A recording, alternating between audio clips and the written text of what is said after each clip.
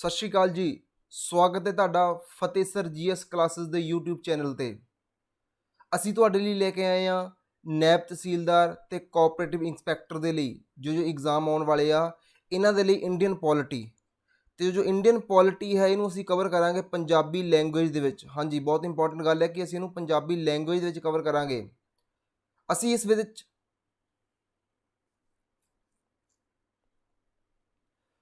ਇਸ video series ਦੇ ਵਿੱਚ ਲਗਭਗ 500 ਪਲੱਸ MCQs ਕਵਰ ਕਰਾਂਗੇ ਪੋਲਿਟੀ ਦੇ, ਤੇ ਉਹਦੇ ਨਾਲ ਉਸ ਕੁਐਸਚਨ ਤੋਂ ਬਾਅਦ ਕਾਫੀ ਸਾਰੀ ਡਿਟੇਲ ਵੀ ਉਹਦੀ ਅਸੀਂ ਦਵਾਂਗੇ ਤੁਹਾਨੂੰ। ਮਤਲਬ ਤੁਸੀਂ ਉਸ ਡਿਟੇਲ ਨੂੰ ਕਾਪੀ ਤੇ ਨੋਟ ਕਰ ਸਕਦੇ ਹੋ, MCQs ਨੂੰ ਸੋਲਵ ਕਰ ਸਕਦੇ ਹੋ, ਤੇ ਤੁਹਾਨੂੰ ਜੋ ਵੀ ਤੁਹਾਡਾ ਐਗਜ਼ਾਮ ਆਉਣ ਵਾਲਾ, ਚਾਹੇ ਨੈਬ ਤਹਿਸੀਲਦਾਰ ਦੀ ਗੱਲ ਕਰੀਏ ਜਾਂ ਕੋਆਪਰੇਟਿਵ ਇੰਸਪੈਕਟਰ ਦੀ ਗੱਲ ਕਰੀਏ ਜਾਂ ਹੋਰ ਕੋਈ ਵੀ PPSC ਲੈਵਲ ਦਾ ਐਗਜ਼ਾਮ ਹੋਗਾ, ਉਹਦੇ ਵਿੱਚ ਜਿਹੜੀ ਪੋਲਿਟੀ ਆਊਗੀ ਸਾਡੇ ਲਈ ਇਹ ਜਿਹੜੀਆਂ ਵੀਡੀਓ ਸੀਰੀਜ਼ ਆ ਬੜੀ ਹੀ ਉਹਦੇ ਲਈ ਮਹੱਤਵਪੂਰਨ ਰਹਿਣ ਵਾਲੀ ਆ। ਤਾਂ ਚਲੋ ਸ਼ੁਰੂ ਕਰਦੇ ਹਾਂ ਅੱਜ ਦੀ ਵੀਡੀਓ। ਇਹ ਭਾਗ ਦੂਜਾ ਹੈ। ਇਸ ਤੋਂ ਪਹਿਲਾਂ ਪਾਰਟ ਫਸਟ ਆ ਚੁੱਕਾ ਹੈ। ਇਸ ਵੀਡੀਓ ਨੂੰ ਦੇਖਣ ਤੋਂ ਬਾਅਦ ਉਹਨੂੰ ਜ਼ਰੂਰ ਦੇਖ ਲੈਣਾ, ਕਿਉਂਕਿ ਤੁਹਾਡੇ ਐਗਜ਼ਾਮ ਦੇ ਵਿੱਚ ਇੱਥੋਂ ਕੁਐਸਚਨ ਬਣ ਸਕਦੇ ਆ। ਤੇ ਜੇ ਤੁਸੀਂ ਮੇਰੇ ਚੈਨਲ ਤੇ ਨਵੇਂ ਹੋ ਤਾਂ ਚੈਨਲ ਨੂੰ ਸਬਸਕ੍ਰਾਈਬ ਜ਼ਰੂਰ ਕਰੋ ਅਤੇ ਵੀਡੀਓ ਨੂੰ ਲਾਈਕ ਕਰੋ, ਆਪਣੇ ਦੋਸਤਾਂ ਨਾਲ ਸ਼ੇਅਰ ਜ਼ਰੂਰ ਕਰ ਲਓ। ਇਹ ਜਿਹੜੀ ਮੇਰੀ ਵੀਡੀਓ ਸੀਰੀਜ਼ ਆ ਇਹ ਬਾਇਲਿੰਗੁਅਲ ਰਹਿਣੇ ਵਾਲੀ ਹੈ। ਮਤਲਬ ਕਿ ਪਹਿਲਾਂ ਮੈਂ ਸਟੇਟਮੈਂਟ ਨੂੰ ਇੰਗਲਿਸ਼ ਵਿੱਚ ਰੀਡ ਕਰੂੰਗਾ, ਫਿਰ ਉਸੇ ਸਟੇਟਮੈਂਟ ਨੂੰ ਮੈਂ ਤੁਹਾਨੂੰ ਪੰਜਾਬੀ ਵਿੱਚ ਉਹਨੂੰ ਐਕਸਪਲੇਨ ਕਰਕੇ ਦੱਸੂੰਗਾ ਜੀ। ਠੀਕ ਹੈ ਜੀ, ਚਲੋ ਸ਼ੁਰੂ ਕਰਦੇ ਹਾਂ ਅੱਜ ਦੀ ਵੀਡੀਓ। ਸਾਡਾ ਪਹਿਲਾ ਕੁਐਸਚਨ ਅੱਜ ਦੀ ਵੀਡੀਓ ਦਾ, the drafting of the constitution means constitution ਦਾ ਬਣਨਾ ਵਾਜ਼ ਕੰਪਲੀਟਡ ਔਨ, ਕਦੋਂ ਬਣ ਕੇ ਤਿਆਰ ਹੋਇਆ ਸੀਗਾ। ਸਾਡੇ ਕੋਲ ਆਪਸ਼ਨ ਹੈ ਪਹਿਲਾ 26 ਜਨਵਰੀ 1950, ਦੂਜਾ ਆਪਸ਼ਨ ਹੈ 26 ਦਸੰਬਰ 1949, ਤੀਜਾ ਆਪਸ਼ਨ ਆ 26 ਨਵੰਬਰ 1949 ਐਂਡ ਚੌਥਾ ਆਪਸ਼ਨ ਆ 30 ਨਵੰਬਰ 1949। ਤੇ ਜਿਹੜਾ ਦਾ ਸਹੀ ਆਨਸਰ ਹੈ ਹੋਗਾ ਆਪਸ਼ਨ ਨੰਬਰ 3 26 ਜਨਵਰੀ 1949। ਇਹਦੇ ਬਾਰੇ ਮੈਂ ਥੋੜ੍ਹਾ ਜਿਹਾ ਤੁਹਾਨੂੰ ਹੋਰ ਦੱਸ ਦਿੰਦਾ ਕਿ ਜਿਹੜਾ ਸਾਡਾ ਕੌਂਸਟੀਟਿਊਸ਼ਨ ਆ ਉਹ 26 ਨਵੰਬਰ 1949 ਨੂੰ ਬਣ ਕੇ ਤਿਆਰ ਹੋ ਗਿਆ ਸੀਗਾ। ਠੀਕ ਆ, ਇਸ ਦਿਨ ਅਡਾਪਟ ਕਰ ਲਿਆ ਸੀਗਾ, ਕੰਪਲੀਟ ਹੋ ਗਿਆ ਸੀਗਾ, ਲੇਕਿਨ ਜਿਹੜੀ ਦੀ ਇੰਪਲੀਮੈਂਟੇਸ਼ਨ ਆ, ਕਮੈਂਸਮੈਂਟ ਆ, ਉਹ ਡੇਟ ਅਲੱਗ ਆ, ਉਹ ਹੈਗੀ ਆ 26 ਜਨਵਰੀ 1950 ਮੀਨਸ 26 ਨਵੰਬਰ 1950। ਇਹ ਦੋ ਇੰਪੋਰਟੈਂਟ ਡੇਟਸ ਆ ਜਿਹੜੀਆਂ ਅਸੀਂ ਯਾਦ ਕਰਨੀਆਂ ਨੇ ਕੌਂਸਟੀਟਿਊਸ਼ਨ ਨੂੰ ਲੈ ਕੇ। ਇੱਕ ਦਿਨ ਬਣ ਕੇ ਕੰਪਲੀਟ ਹੋਇਆ ਸੀਗਾ, ਦੂਜੇ ਦਿਨ ਇਹਨੂੰ ਇੰਪਲੀਮੈਂਟ ਕੀਤਾ ਗਿਆ ਸੀਗਾ। ਠੀਕ ਆ ਜੀ, ਹੁਣ ਕਈ ਵਾਰ ਕੁਐਸਚਨ ਆਉਂਦਾ ਕਿ ਇਹ 2 ਮੰਥ ਦਾ ਗੈਪ ਕਿਉਂ ਸੀਗਾ, ਇਹ ਵੀ ਕੁਐਸਚਨ ਬਣ ਜਾਂਦਾ। ਯਾਦ ਰੱਖਿਓ, ਇੱਕ ਅਸੀਂ 1930 ਦੇ ਵਿੱਚ ਸਵਰਾਜ ਦਿਵਸ ਸੈਲੀਬ੍ਰੇਟ ਕੀਤਾ ਸੀਗਾ, ਪੂਰਨ ਸਵਰਾਜ ਦਿਵਸ 1930 26 ਜਨਵਰੀ ਨੂੰ। ਇਸ ਕਰਕੇ ਉਸ ਡੇਟ ਨੂੰ, ਉਸ 26 ਜਨਵਰੀ ਦੀ ਤਰੀਕ ਨੂੰ ਹਿਸਟੋਰੀਕਲ ਬਣਾਉਣ ਦੇ ਲਈ, ਯਾਦਗਾਰ ਬਣਾਉਣ ਦੇ ਲਈ ਅਸੀਂ ਕੌਂਸਟੀਟਿਊਸ਼ਨ ਨੂੰ ਇਸ ਦਿਨ ਇੰਪਲੀਮੈਂਟ ਕੀਤਾ ਸੀਗਾ। ਚਲੋ ਜੀ, ਸਾਡੇ ਕੋਲ ਨੈਕਸਟ ਕੁਐਸਚਨ ਹੈਗਾ ਕੁਐਸਚਨ ਨੰਬਰ 32, ਜਿਹਨੂੰ ਆਪਾਂ ਸੈਕੰਡ ਕੁਐਸਚਨ ਕਹਿ ਸਕਦੇ ਹਾਂ ਇਸ ਵੀਡੀਓ ਦਾ। Who was the president of constituent assembly, ਜਿਹੜੀ ਸਾਡੀ ਕੌਂਸਟੀਟਿਊਐਂਟ ਅਸੈਂਬਲੀ ਉਹਦੇ ਪ੍ਰੈਜ਼ੀਡੈਂਟ ਕੌਣ ਸੀਗੇ। ਠੀਕ ਹੈ ਜੀ, ਆਪਸ਼ਨ ਪਹਿਲਾ ਹੈਗਾ ਸਾਡੇ ਕੋਲ ਪੰਡਿਤ ਜਵਾਹਰ ਲਾਲ ਨਹਿਰੂ ਜੀ, ਆਪਸ਼ਨ ਸੈਕੰਡ ਹੈ ਸਾਡੇ ਕੋਲ ਸਰਦਾਰ ਵੱਲਭ ਭਾਈ ਪਟੇਲ ਜੀ, ਆਪਸ਼ਨ ਨੰਬਰ 3 ਹੈ ਸਾਡੇ ਕੋਲ ਡਾਕਟਰ ਰਾਜਿੰਦਰ ਪ੍ਰਸਾਦ, ਅਤੇ ਆਪਸ਼ਨ 4 ਹੈ ਸਾਡੇ ਕੋਲ ਡਾਕਟਰ BR ਅੰਬੇਦਕਰ।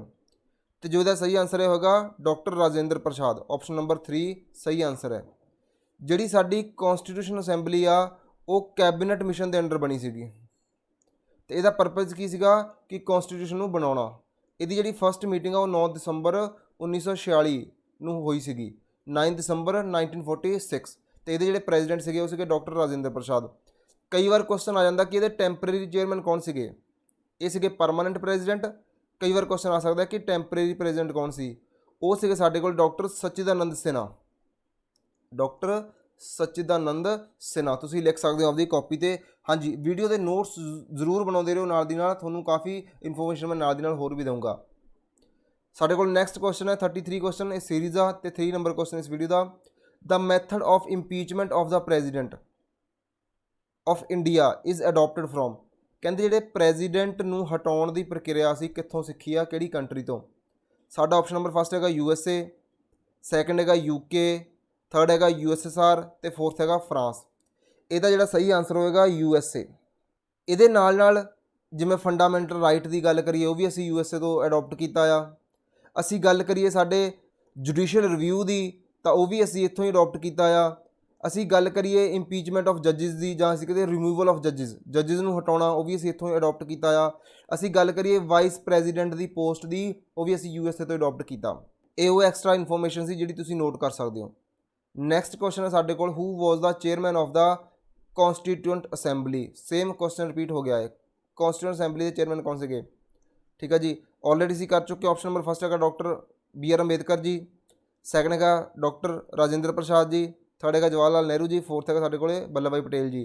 ਤੇ ਜਿਹੜਾ ਇਹਦਾ ਸਹੀ ਆਂਸਰ ਹੋਗਾ ਸਾਡੇ ਕੋਲੇ doctor Rajendra Prasad, option number 2 ਸਹੀ ਆਂਸਰ ਹੈ। ਚਲੋ ਅੱਗੇ ਚੱਲਦੇ ਹਾਂ।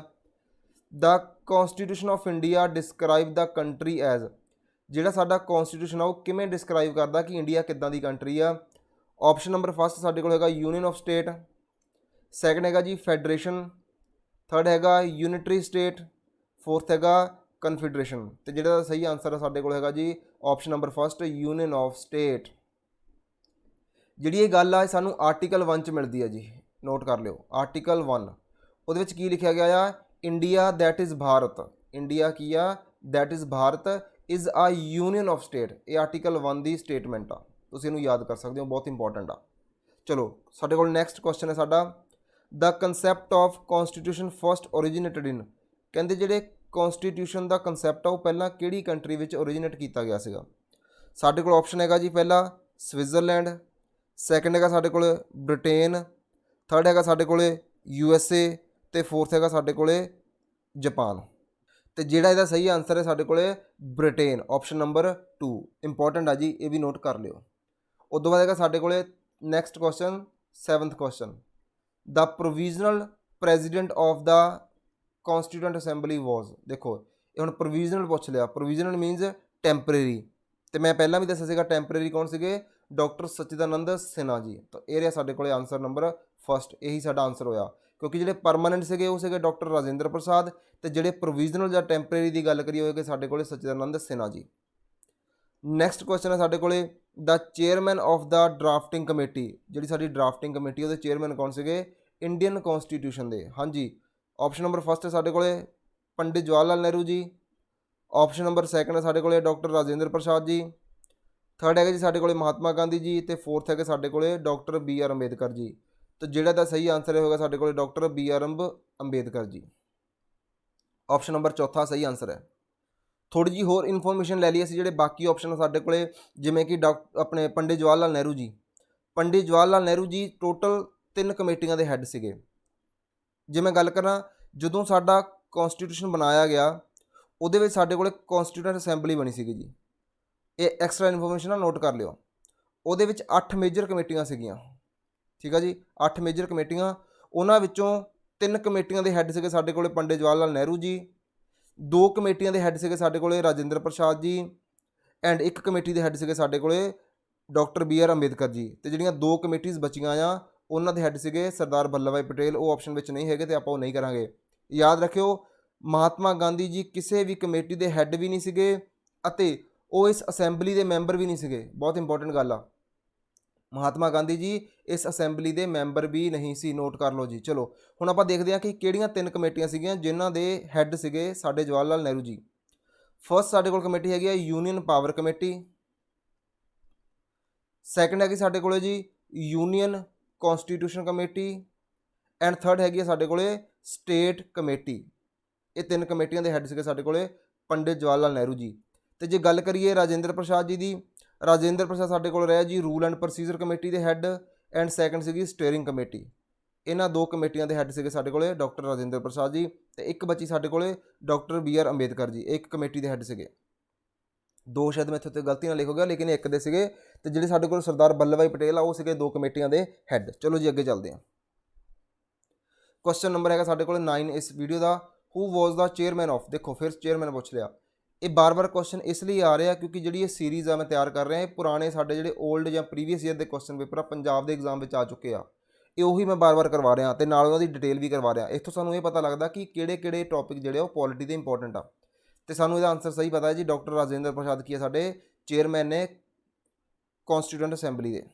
ਚਲੋ ਨੈਕਸਟ ਸਾਡੇ ਕੋਲ ਹੈਗਾ ਕੁਐਸਚਨ ਨੰਬਰ 40 ਇਸ ਸੀਰੀਜ਼ ਦਾ, ਤੇ 10th ਨੰਬਰ ਹੈਗਾ ਜੀ ਇਸ ਵੀਡੀਓ ਦਾ। Person may change but rule should not change. ਕਹਿੰਦੇ ਕਿ ਜਿਹੜਾ ਪਰਸਨ ਉਹ ਚੇਂਜ ਹੋਣਾ ਚਾਹੀਦਾ ਆ ਲੇਕਿਨ ਰੂਲਸ ਚੇਂਜ ਨਹੀਂ ਹੋਣੇ ਚਾਹੀਦੇ। It is a principle of, ਇਹ ਕਾਹਦਾ ਪ੍ਰਿੰਸੀਪਲ ਆ? ਐਬਸੋਲੂਟ ਮੋਨਾਰਕ ਦਾ। ਆਪਸ਼ਨ ਨੰਬਰ ਸੈਕੰਡ ਸਾਡੇ ਕੋਲ ਹੈਗਾ ਕੌਨਸਟੀਟਿਊਸ਼ਨ ਗਵਰਨਮੈਂਟ ਦਾ। ਥਰਡ ਹੈਗਾ ਜੀ ਅਨਰਿਟਨ ਕੌਨਸਟੀਟਿਊਸ਼ਨ ਦਾ। ਫੋਰਥ ਹੈਗਾ ਰਿਪਬਲਿਕ ਦਾ। ਤੇ ਜਿਹੜਾ ਦਾ ਸਹੀ ਆਨਸਰ ਹੋਗਾ ਸਾਡੇ ਕੋਲ ਕੌਨਸਟੀਟਿਊਸ਼ਨਲ ਗਵਰਨਮੈਂਟ। ਮੀਨਸ ਸਰਕਾਰ, ਜਿਵੇਂ ਸਾਨੂੰ ਪਤਾ ਹੈ ਕਿ ਪਹਿਲਾਂ ਸਾਡੇ ਕੋਲ ਸਰਦਾਰ ਮਨਮੋਹਨ ਸਿੰਘ ਸੀਗੇ, ਉਹ ਸੀਗੇ ਸਾਡੇ ਪ੍ਰਾਈਮ ਮਿਨਿਸਟਰ। ਫਿਰ ਨਰਿੰਦਰ ਮੋਦੀ ਆ ਗਏ ਨੇ, ਉਹ ਨੇ ਪ੍ਰਾਈਮ ਮਿਨਿਸਟਰ। ਲੇਕਿਨ ਜਿਹੜੇ ਰੂਲ ਆ ਉਹ ਉਦੋਂ ਦੇ ਉਦਾਂ ਹੀ ਚੱਲ ਰਹੇ ਆ। ਜੇ ਪਹਿਲਾਂ ਵੀ ਸਾਨੂੰ ਰੈੱਡ ਬੱਤੀ ਕ੍ਰੋਸ ਕਰਨ 'ਤੇ ਚਲਾਨ ਦੇਣਾ ਪੈਂਦਾ ਸੀਗਾ, ਸਾਡਾ ਚਲਾਨ ਕੱਟ ਹੁੰਦਾ ਸੀਗਾ, ਅੱਜ ਵੀ ਕੱਟ ਰਿਹਾ। ਰੂਲ ਸਾਡੇ ਸੇਮ ਨੇ। ਕੁਝ ਰੂਲ ਚੇਂਜ ਕਰ ਸਕਦੀਆਂ ਸਰਕਾਰਾਂ, ਉਹ ਅਲੱਗ ਗੱਲ ਹੈ, ਲੇਕਿਨ ਜਿਹੜੇ ਨਾਰਮਲ ਰੂਲ ਆ ਉਹ ਸੇਮ ਹੀ ਰਹਿੰਦੇ ਆ। ਕੁਐਸਚਨ ਨੰਬਰ ਸਾਡੇ ਕੋਲ ਹੈਗਾ ਜੀ 41 ਜਾਂ 11 ਗੱਲ ਕਰੀਏ ਇਸ ਵੀਡੀਓ ਦਾ। The constituent assembly of India was set up under, ਜਿਹੜੀ ਸਾਡੀ ਕੌਂਸਟੀਟਿਊਂਟ ਅਸੈਂਬਲੀ ਆ ਉਹ ਕਾਹਦੇ ਅੰਡਰ ਸੈਟਅਪ ਹੋਈ ਸੀਗੀ? ਯਾਦ ਹੋਊਗਾ ਮੈਂ ਪਹਿਲੇ ਕੁਐਸਚਨ ਵਿੱਚ ਐਕਸਪਲੇਨ ਕੀਤਾ ਸੀਗਾ।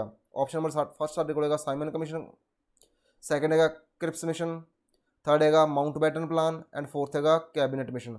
ਤੇ ਤੁਸੀਂ ਇਹਦਾ ਆਨਸਰ ਜਿਹੜਾ ਆ ਉਹ ਕਮੈਂਟ ਬਾਕਸ 'ਚ ਜ਼ਰੂਰ ਦਿਓ, ਫਿਰ ਮੈਂ ਵੀ ਦੱਸੂਗਾ ਕਿਹੜਾ ਜੀ। ਹਾਂਜੀ, ਇਹਦਾ ਸਹੀ ਆਨਸਰ ਹੈਗਾ ਕੈਬਨਿਟ ਮਿਸ਼ਨ। ਠੀਕ ਹੈ ਜੀ, 1946 ਦੇ ਵਿੱਚ ਇਹ ਕਮੇਟੀ ਬਣੀ ਸੀਗੀ। ਉਹ ਤੋਂ ਬਾਅਦ ਸਾਡੇ ਕੋਲ ਨੈਕਸਟ ਕੁਐਸਚਨ ਆ, the two basic principles of the liberal theory of the democracy as emphasized by the John Locke. ਤਾਂ ਕਹਿੰਦੇ ਜਿਹੜੇ ਜੌਨ ਲੋਕੇ ਆ ਉਹਨਾਂ ਨੇ ਡੈਮੋਕ੍ਰੇਸੀ ਜਿਹੜੀ ਆ ਉਹਦੀਆਂ ਦੋ ਪ੍ਰਿੰਸੀਪਲ ਦੱਸੀਆਂ। ਟੂ ਬੇਸਿਕ ਪ੍ਰਿੰਸੀਪਲਸ ਆਫ ਦਾ, ਦੋ ਬੇਸਿਕ ਪ੍ਰਿੰਸੀਪਲ ਦੱਸੇ ਆ Liberal theory of the democracy ਦੇ। ਦੇਖਦੇ ਹਾਂ ਅਸੀਂ ਇਹਦਾ ਸਹੀ ਆਨਸਰ।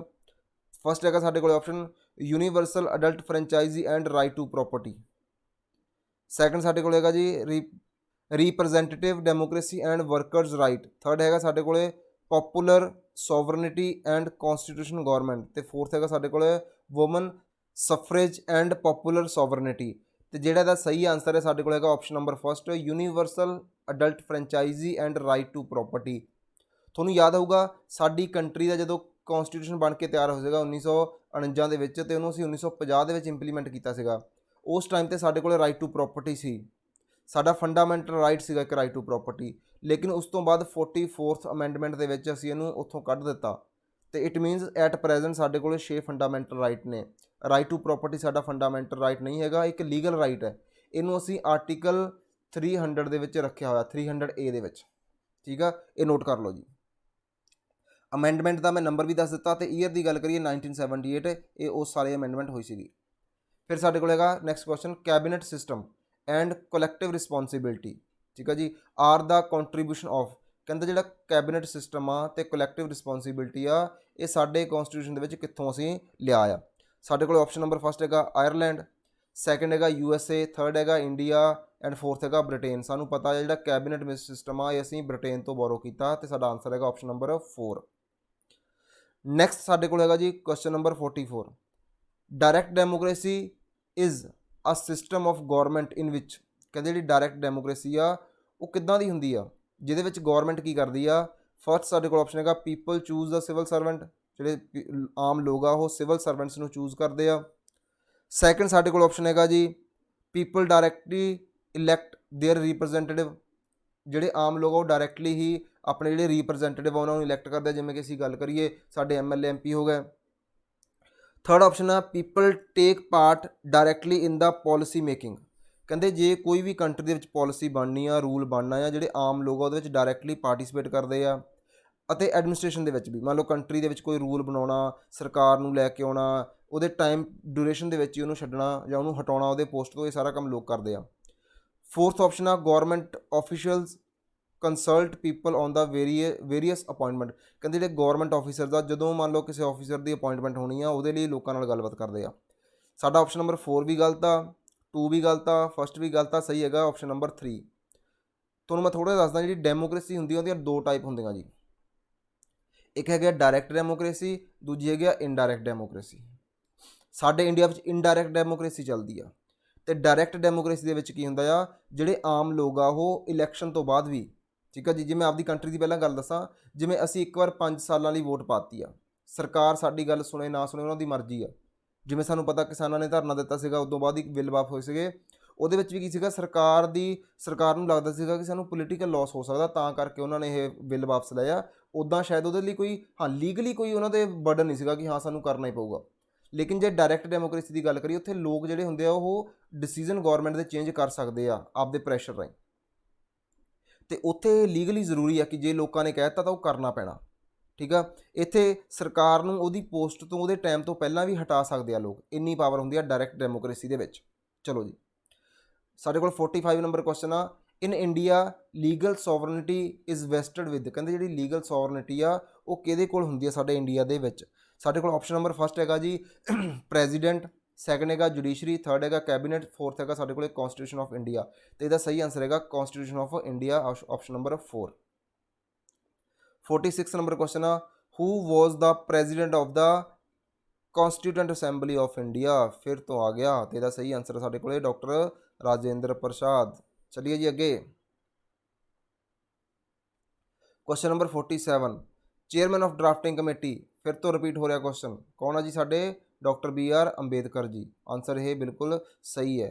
तो मैं दस्सिया सीगा डॉक्टर राजेंद्र प्रसाद कौन ने साडे चेयरमैन सीगे कॉन्स्टिट्यूएंट असैंबली के। जवाहर लाल नेहरू जी 3 कमेटीज़ के हैड दस्से सीगे मैं इस तो पहली स्लाइड दे विच, नहीं पता तो एक बार उतों दोबारा देखो, जो पता तो कमेंट बॉक्स के जरूर उन्होंने 3 कमेटियों के नाम लिखो। चलो जी, हाँ जी, नैक्सट क्वेश्चन है साडा 48 number, what is the mean when the constitution declares India a secular state, कहते दा की मतलब आ जो कि इंडिया द कॉन्स्टिट्यूशन ये कहता कि इंडिया एक सैकुलर स्टेट है।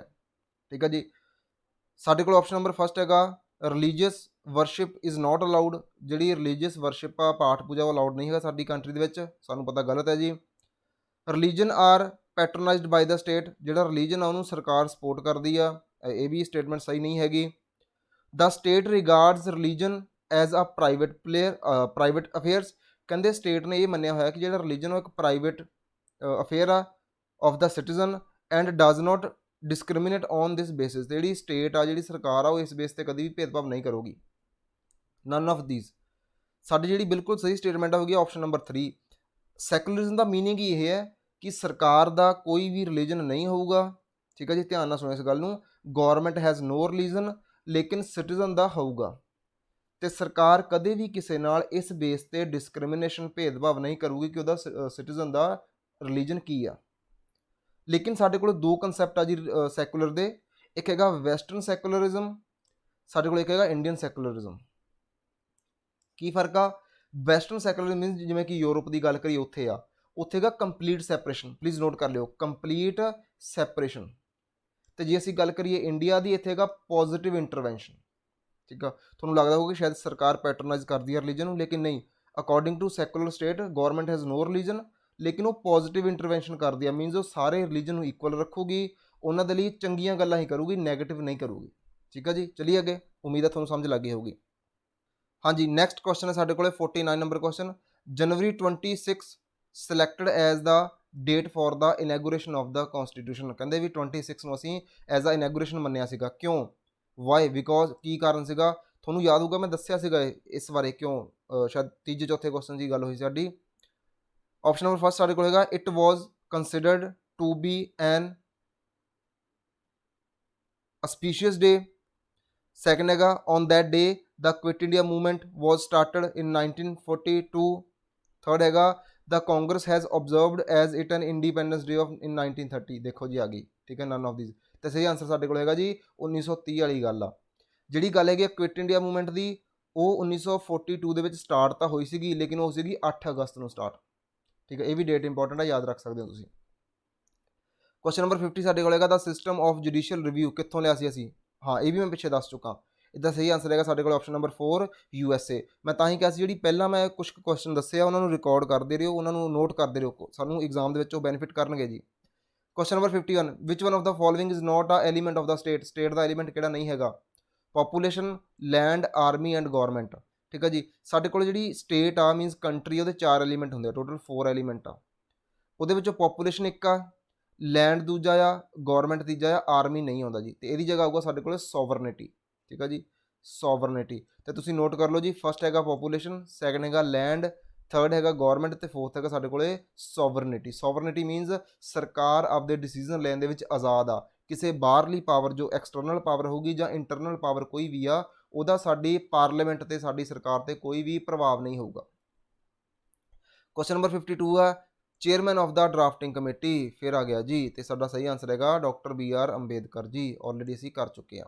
ਚਲਿਏ ਅੱਗੇ, question number 53, the concept of sovereign parliament, ਜਿਹੜਾ ਸੋਵਰਨ ਪਾਰਲੀਮੈਂਟ ਦਾ ਕੰਸੈਪਟ ਆ ਉਹ ਕਿੱਥੋਂ ਓਰੀਜੀਨੇਟ ਹੋਇਆ ਸੀਗਾ? ਆਪਸ਼ਨ ਨੰਬਰ ਫਸਟ ਸਾਡੇ ਕੋਲ ਇੰਗਲੈਂਡ ਆ, ਸੈਕੰਡ ਸਾਡੇ ਕੋਲ ਇੰਡੀਆ ਜੀ, ਥਰਡ ਸਾਡੇ ਕੋਲ ਫਰਾਂਸ ਆ, ਤੇ ਫੋਰਥ ਸਾਡੇ ਕੋਲ ਜਾਪਾਨ ਆ। ਤੇ ਜਿਹੜਾ ਦਾ ਸਹੀ ਆਂਸਰ ਹੈ ਉਹ ਹੈ ਸਾਡੇ ਕੋਲ option number first England. Sovereign parliament, sovereign parliament means ਮੈਂ ਜਿਵੇਂ ਪਹਿਲਾਂ ਵੀ ਦੱਸਿਆ ਕਿ ਕਿਸੇ ਵੀ ਐਕਸਟਰਨਲ ਤੇ ਇੰਟਰਨਲ ਪਾਵਰ ਦਾ ਪਾਰਲੀਮੈਂਟ ਦੇ ਡਿਸੀਜਨ 'ਤੇ ਕੋਈ ਵੀ ਪ੍ਰਭਾਵ ਨਹੀਂ ਹੋਊਗਾ ਜੀ। Question number 54, who is considered as the architect of the Indian constitution, Indian constitution ਦੇ ਆਰਕੀਟੈਕਟ ਕਿਹਨੂੰ ਕਿਹਾ ਜਾਂਦਾ? ਹਾਂਜੀ, ਜਿਹੜੇ ਡਰਾਫਟਿੰਗ ਕਮੇਟੀ ਦੇ ਹੈੱਡ ਆ ਉਹੀ ਸਾਡੇ ਇੰਡੀਅਨ ਕੌਂਸਟੀਟਿਊਸ਼ਨ ਦੇ ਆਰਕੀਟੈਕਟ ਵੀ ਨੇ, ਤੇ ਉਹ ਹੈਗਾ ਸਾਡੇ ਕੋਲ option number second BR Ambedkar. ਸਹੀ ਆਂਸਰ ਜੀ ਸੈਕੰਡ ਨੰਬਰ ਆਪਸ਼ਨ ਹੈ। ਚਲੋ ਨੈਕਸਟ ਅੱਗੇ ਚੱਲਦੇ ਹਾਂ। 55 ਨੰਬਰ ਕੁਐਸਚਨ, ਦਾ ਕਨਕਰੰਟ ਲਿਸਟ, ਜਿਹੜੀ ਕਨਕਰੰਟ ਲਿਸਟ ਆ ਇੰਡੀਅਨ ਕੌਂਸਟੀਟਿਊਸ਼ਨ ਦੇ ਵਿੱਚੋਂ ਅਸੀਂ ਕਿੱਥੋਂ ਅਡੋਪਟ ਕੀਤੀ ਆ? Very important. Option number first ਸਾਡੇ ਕੋਲ ਹੈਗਾ USA, ਸੈਕੰਡ ਹੈਗਾ ਕੈਨੇਡਾ, ਥਰਡ ਹੈਗਾ ਜਰਮਨੀ, ਫੋਰਥ ਹੈਗਾ ਆਸਟ੍ਰੇਲੀਆ। ਤੇ ਇਹਦਾ ਸਹੀ ਆਂਸਰ ਹੈਗਾ ਸਾਡੇ ਕੋਲ ਜੀ ਆਸਟ੍ਰੇਲੀਆ। ਆਸਟ੍ਰੇਲੀਆ ਕੋਲੋਂ ਅਸੀਂ ਇੱਕ ਤਾਂ ਕੰਕਰੰਟ ਲਿਸਟ ਅਬਜ਼ੋਰਵ ਜਿਹੜੀ ਉੱਥੋਂ ਲਈ ਆ, ਅਡੋਪਟ ਕੀਤੀ ਆ। ਸੈਕੰਡ ਸਾਡੇ ਕੋਲ ਜਿਹੜੀ ਜੁਆਇੰਟ ਸਿਟਿੰਗ ਦਾ ਪ੍ਰੋਵੀਜ਼ਨ ਆ, ਜੁਆਇੰਟ ਸਿਟਿੰਗ, ਉਹ ਵੀ ਅਸੀਂ ਇੱਥੋਂ ਹੀ ਅਡੋਪਟ ਕੀਤਾ। ਠੀਕ ਆ ਜੀ, ਜੁਆਇੰਟ ਸਿਟਿੰਗ ਤੇ ਕਨਕਰੰਟ ਲਿਸਟ ਦੋਨੋਂ ਹੀ ਸਾਨੂੰ ਆਸਟ੍ਰੇਲੀਆ ਤੋਂ ਲਏ ਗਏ ਆ। ਚਲਿਏ ਅੱਗੇ ਜੀ, ਕੁਐਸਚਨ ਨੰਬਰ 56, ਵੈਨ ਵਾਜ਼ ਦਾ ਇੰਡੀਅਨ ਕੌਂਸਟੀਟਿਊਸ਼ਨ ਅਡੋਪਟ? ਫਿਰ ਤੋਂ ਕੁਐਸਚਨ ਰਿਪੀਟ ਆ ਜੀ, ਅਡੋਪਟ ਕਦੋਂ ਕੀਤਾ ਗਿਆ? ਸਹੀ ਆਂਸਰ ਹੈਗਾ ਸਾਡੇ ਕੋਲੇ 26 ਨਵੰਬਰ 1949, ਕਿਉਂਕਿ 26 ਜਨਵਰੀ 1950 ਨੂੰ ਅਸੀਂ ਇਹਨੂੰ ਇੰਪਲੀਮੈਂਟ ਕੀਤਾ ਸੀਗਾ, ਤੇ 26 ਨਵੰਬਰ 1949 ਨੂੰ ਅਸੀਂ ਇਹਨੂੰ ਅਡੋਪਟ ਕੀਤਾ ਸੀਗਾ। ਤੇ ਕਈ ਵਾਰੀ ਕੁਐਸਚਨ ਆ ਜਾਂਦਾ ਹੁੰਦਾ ਕਿ ਜਿਹੜਾ ਅਡੋਪਟੇਸ਼ਨ ਡੇਟ ਆ ਉਹ ਕਿੱਥੇ ਲਿਖੀ ਗਈ ਹੈ, ਜਿਹੜੀ ਅਡੋਪਟ ਵੀ ਅਸੀਂ ਕਦੋਂ ਅਡੋਪਟ ਕੀਤਾ, ਇਹ ਡੇਟ ਕਿੱਥੇ ਲਿਖੀ ਗਈ ਆ? ਇਹ ਡੇਟ ਸਾਡੇ ਕੋਲ ਮਿਲਦੀ ਹੈ ਜੀ ਪ੍ਰੀਐਂਬਲ ਦੇ ਵਿੱਚ। ਤੁਸੀਂ ਪ੍ਰੀਐਂਬਲ ਨੂੰ ਧਿਆਨ ਨਾਲ ਪੜ੍ਹੋ, ਉਹਦੇ ਜਿਹੜਾ ਬਿਲਕੁਲ ਲਾਸਟ ਦਾ ਪੈਸੇਜ ਉੱਤੇ ਲਿਖਿਆ ਹੋਇਆ ਕਿ ਅਸੀਂ 26 ਨਵੰਬਰ ਨੂੰ ਇਹਨੂੰ ਅਡੋਪਟ ਕੀਤਾ। ਕੁਐਸਚਨ ਨੰਬਰ 57 ਹੈ, the mind and the ideas of the framers of the constitution is reflected in the, ਜਿਹੜਾ ਆਈਡੀਆ ਹੈ ਸਾਡੇ ਕੌਂਸਟੀਟਿਊਸ਼ਨ ਨੂੰ ਬਣਾਉਣ ਦਾ, ਜਾਂ ਜਿਹੜੇ ਫਰੇਮਰਸ ਆ ਜਿਨ੍ਹਾਂ ਨੇ ਬਣਾਇਆ ਉਹਨਾਂ ਦਾ ਆਈਡੀਆ ਸਾਨੂੰ ਕਿੱਥੋਂ ਮਿਲਦਾ? ਮੀਨਸ ਤੁਸੀਂ ਜੇ ਪੂਰੇ ਕੌਂਸਟੀਟਿਊਸ਼ਨ ਨਹੀਂ ਵੀ ਪੜ੍ਹਨਾ ਚਾਹੁੰਦੇ ਤਾਂ ਵੀ ਤੁਸੀਂ ਪੂਰੇ ਕੌਂਸਟੀਟਿਊਸ਼ਨ ਦੇ ਬਾਰੇ ਆਈਡੀਆ ਲਗਾ ਸਕਦੇ ਹੋ। ਕਿੱਥੋਂ ਜੀ? ਆਪਸ਼ਨ ਨੰਬਰ ਫਸਟ ਹੈ ਪ੍ਰੀਐਂਬਲ, ਸੈਕੰਡ ਹੈ ਫੰਡਾਮੈਂਟਲ ਡਿਊਟੀਜ਼, ਥਰਡ ਹੈ ਫੰਡਾਮੈਂਟਲ ਰਾਈਟ, ਫੋਰਥ ਹੈ directive principal of state policy. ਤੇ ਇਹਦਾ ਸਹੀ ਆਂਸਰ ਹੈ ਜੀ ਪ੍ਰੀਐਂਬਲ।